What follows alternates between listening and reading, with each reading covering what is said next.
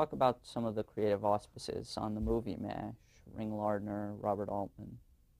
Most people, everybody refers to it as Robert Altman's MASH.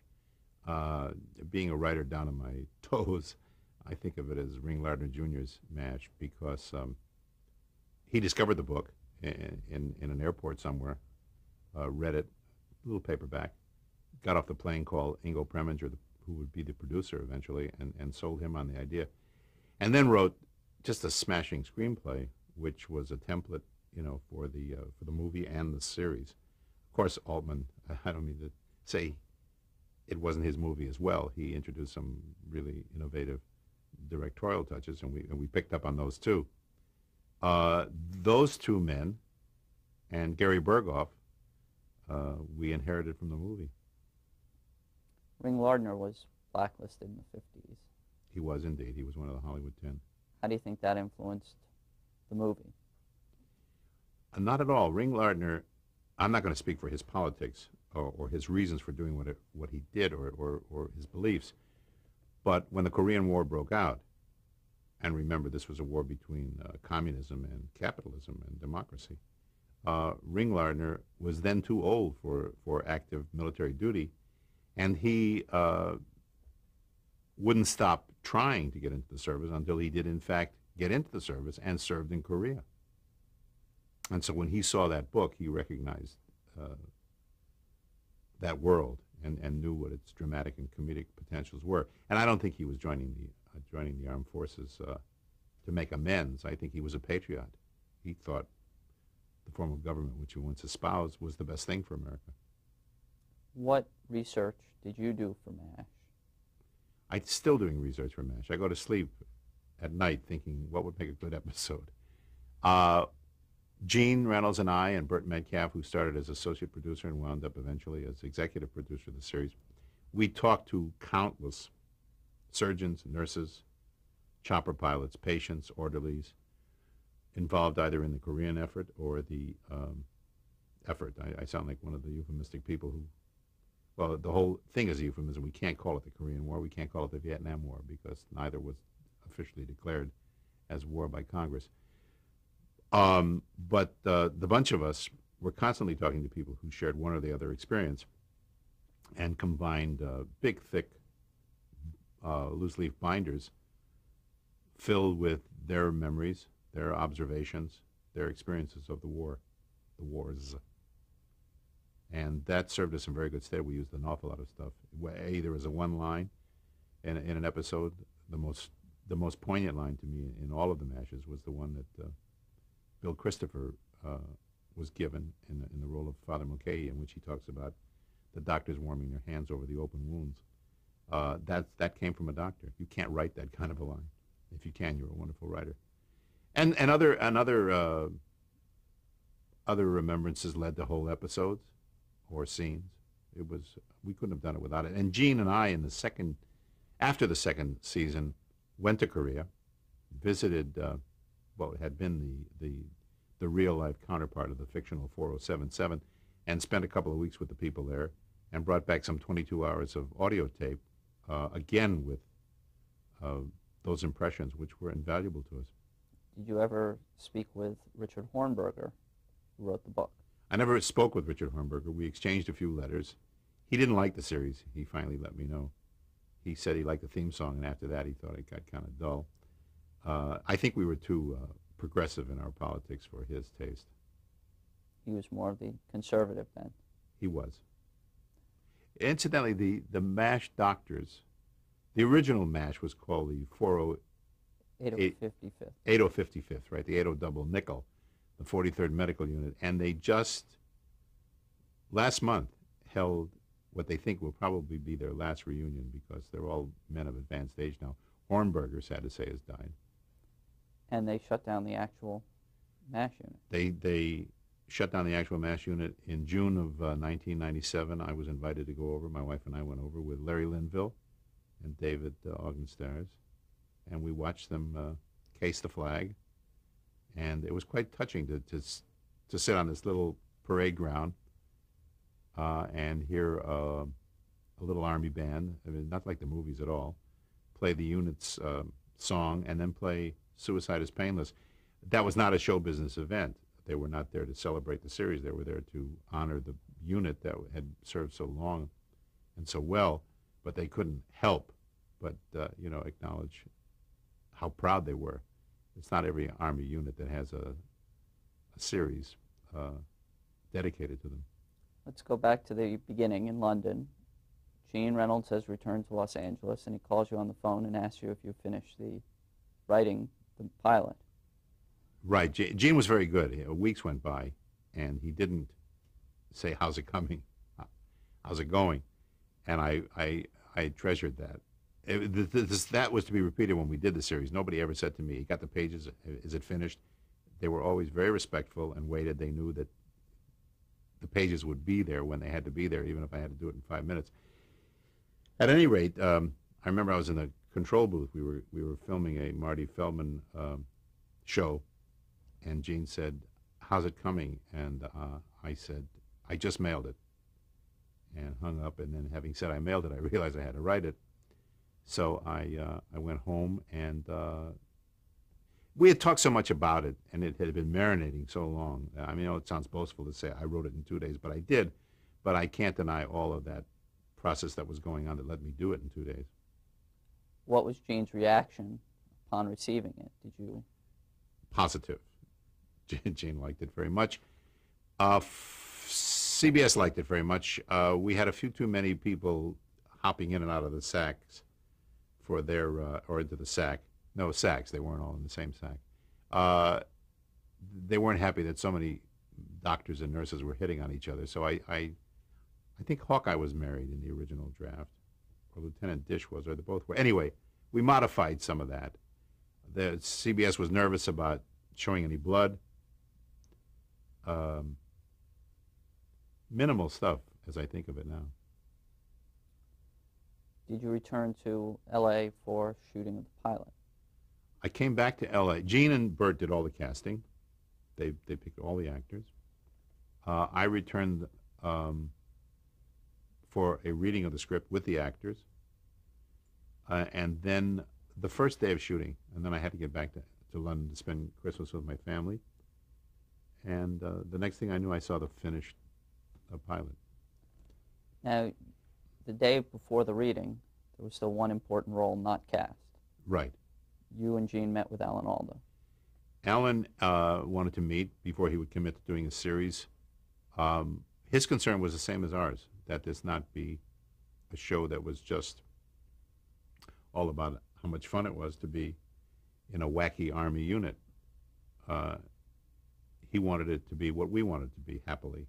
And it was very easy to give him that assurance because we felt it as deeply and for longer a time than Alan had. And he trusted us, and obviously we didn't betray that trust. Who did you and Gene deal with at the studio and the network, and how much influence did they have? The studio had little or no influence whatsoever. They were very happy to have once the show was picked up for the schedule, they had their ideas. A fellow named Richard Berger, and Bill Self stayed out of it, rarely interposing. We just seemed to know very soon.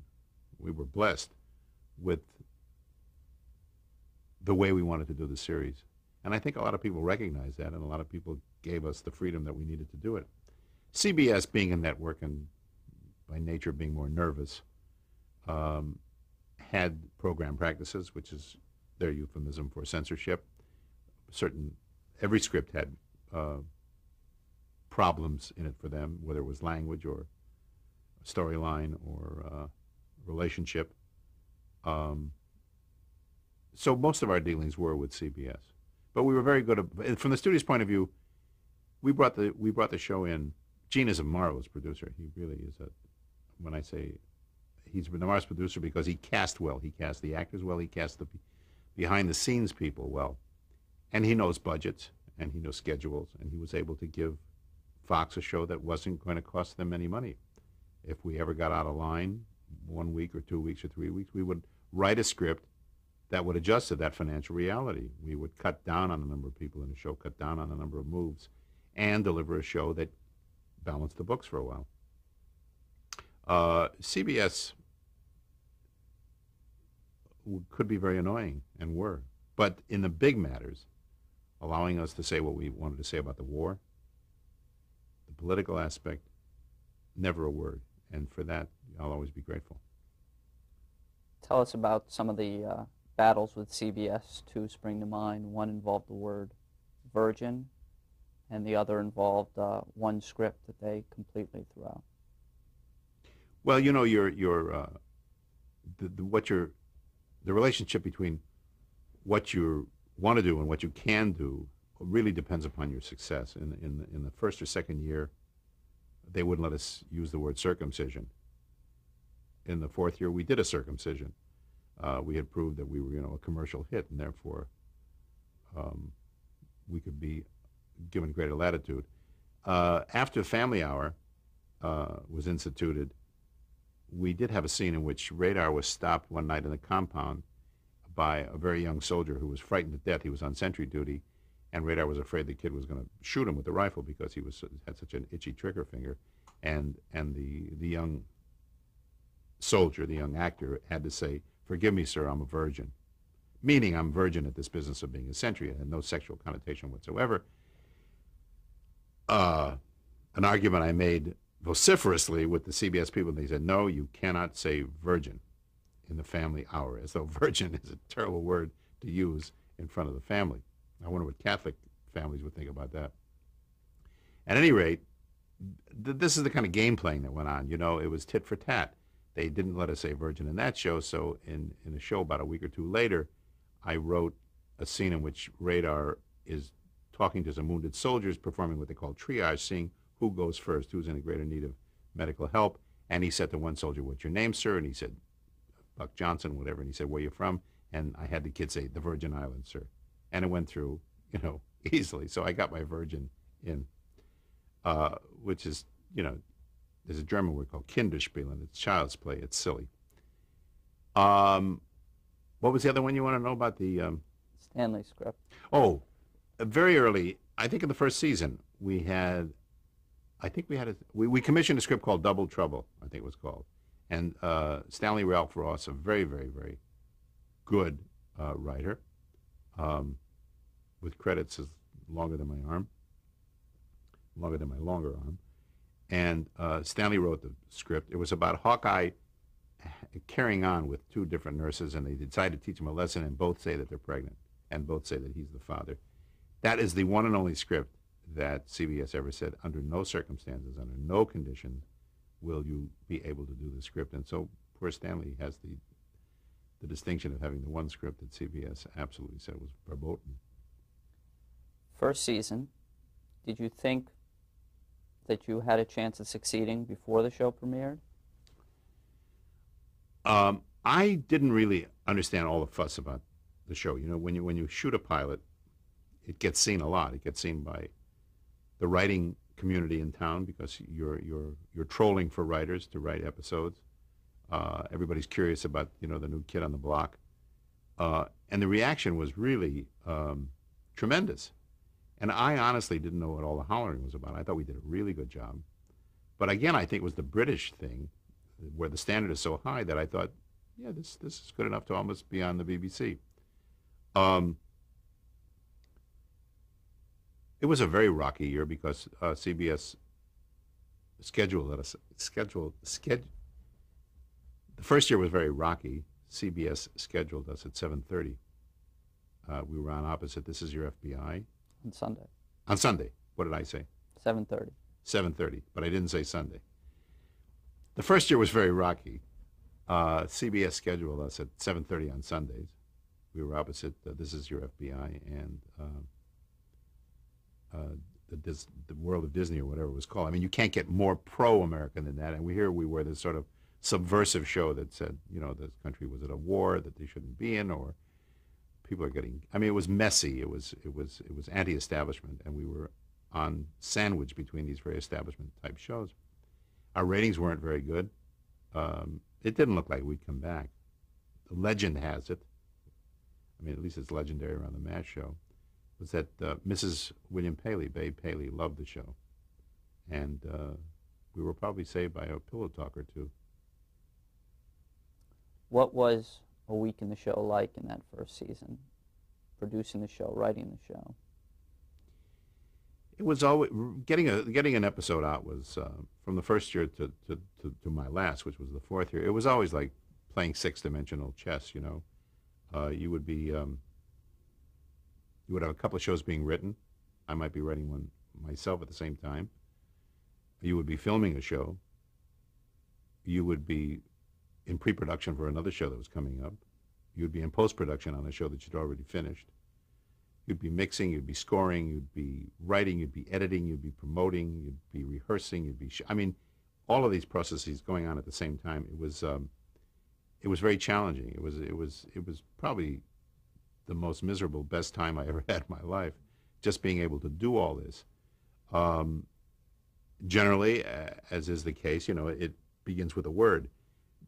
Saturday was a day off, and Gene and I, during the first couple of years, would meet every Saturday at his house, and we would make it a point, not of honor, but of obligation, to hammer out a story, to get an idea, and to break it into 2 acts, and to break those 2 acts into 5 scenes each, and to have what we call the tag, a little sort of postscript at the end,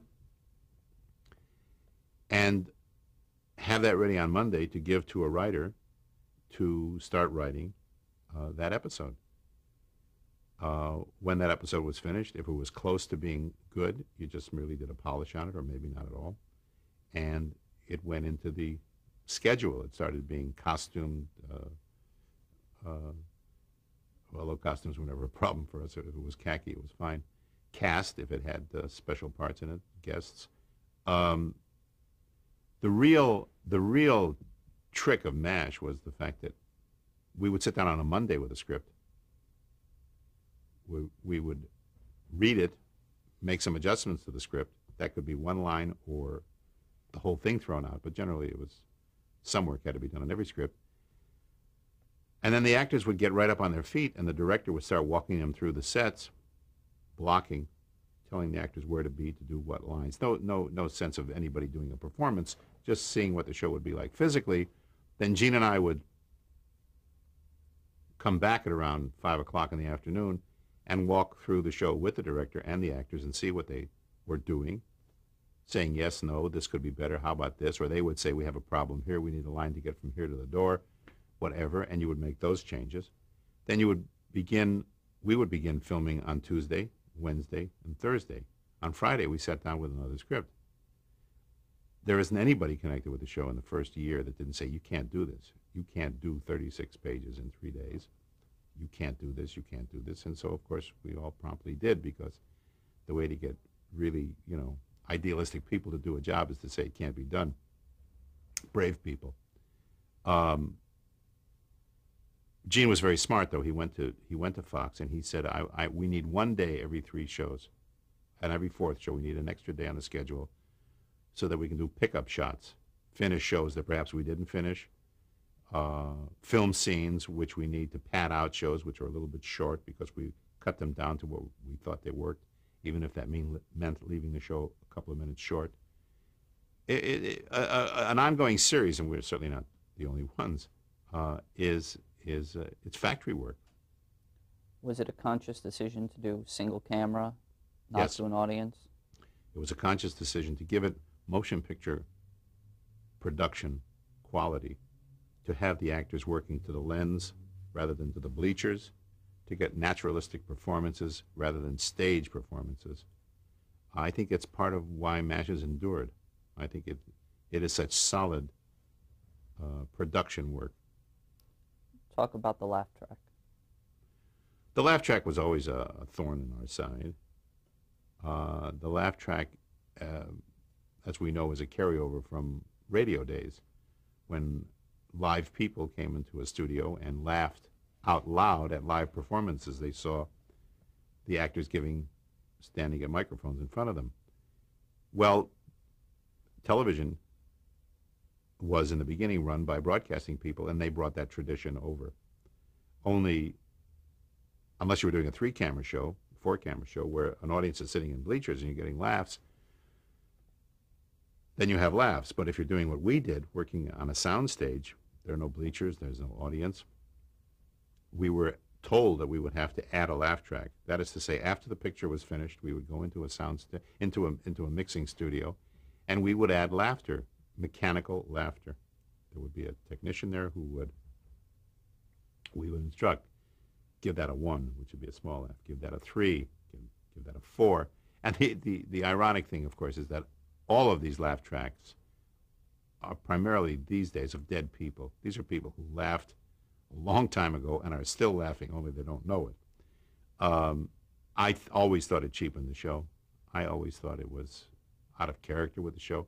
One of the great joys, again, of England is that if you go there, you see it without the laugh track. They never broadcast it with the laugh track.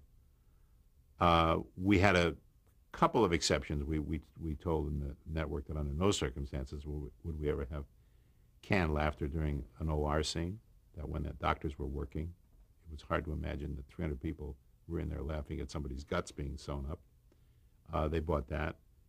We did a number of shows, not many, where there were no laugh tracks at all. The Interview comes to mind, a show that we did in black and white that was meant to be a documentary. But by and large, the network got their way. They were paying for the dinner. Were you Gene's equal partner in terms of the production of the show, in terms of the technical? Were you as involved, or did you focus more on the writing? I always focused more on the writing, but those things began to spill over. Gene would, as I say, Gene would be involved very much in the creation of storylines, and then Gene wrote a few scripts himself. And then I found myself doing producer-like things, like saying, "I don't like that. Get that over there. Put that over there." No one can match. At least I couldn't match Gene's experience and knowledge when it came to production matters.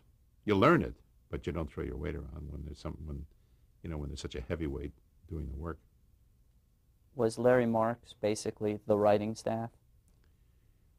We never had a staff. Larry was the script consultant for the second year, and he and I did an awful lot of work together, yes.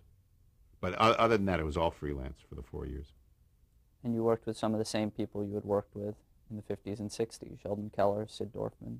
Yes, on a couple of occasions. What was that like? Well, it was strange because whereas we'd been partners before, in a certain sense, I was the boss, or I was the employer. That on a couple of occasions, it got a little uncomfortable. How so? Well, you find yourself rewriting somebody. It wasn't a partnership. And if the payment was late, I had to explain, whereas had I been the other half of a writing team, I would have been complaining about it too. Let's talk about some of the directors. You were very close with Hy Averback.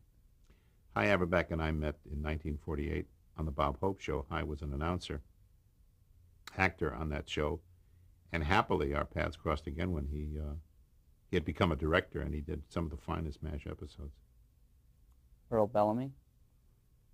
I didn't know Earl before.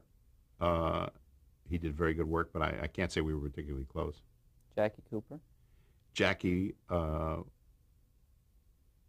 I think I knew Jackie before the series started. I certainly knew him after it started. He did some of the best episodes too. I would say that in the first 3 or 4 years, it was a combination of Gene Reynolds directing and Hy Averback and Jackie's work that put it over the top. But carry on with your list. Well, let's talk about your triple threat, the man who's starred and did some writing and directing, Alan Alda. Alan wrote his first script, I think the first or second season, I'm not sure it was called. He hated the title, so I won't say what the title was. It was about a pair of long johns that make the rounds in the camp when everybody's freezing to death. Very funny idea.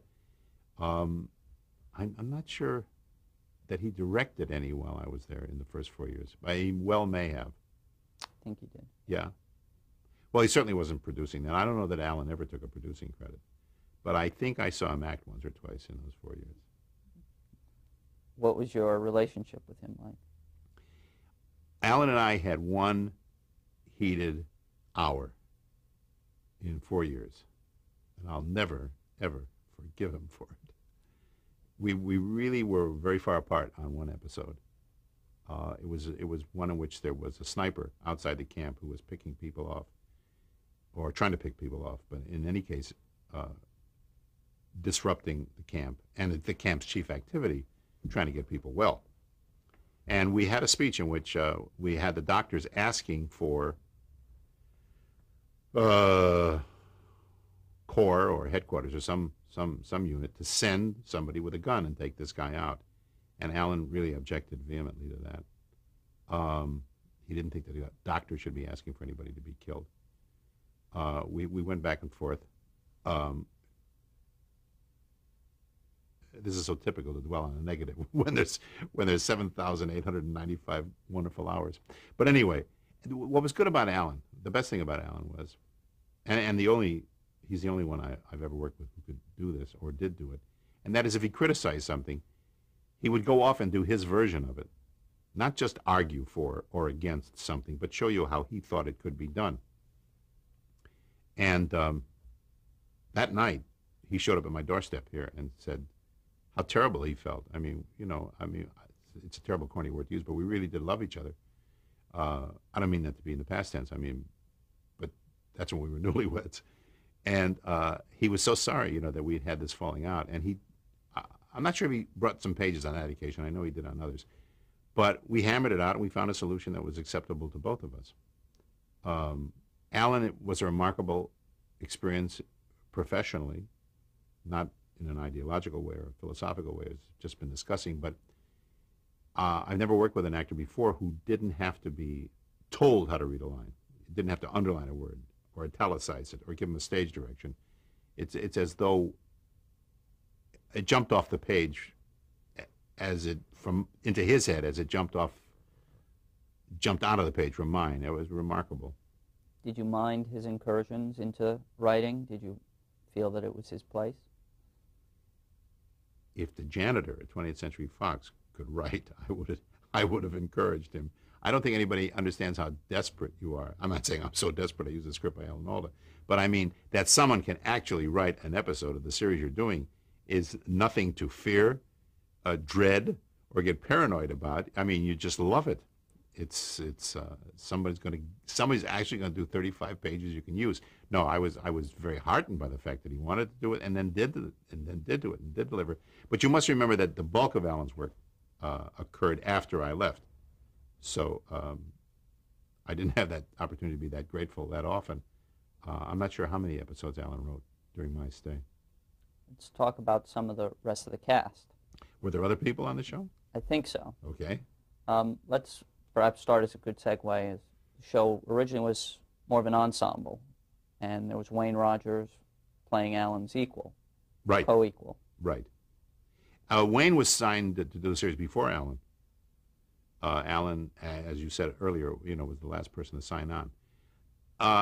I'm not sure that Wayne was that comfortable with some of the stuff I wrote. Maybe it got too jokey. Maybe it didn't deliver for his character what he had hoped. It wasn't a matter of my writing more jokes for him. That's not what he was unhappy about. Wayne was very diplomatic, and Wayne has always said that his beef was with the studio, that certain conditions weren't met, certain promises weren't met, and that's why he wanted out when he wanted out. But he did his full measure on the set. He never dogged it. He worked very hard. I was very grateful to have him. Let's take a break and change tapes. Sure.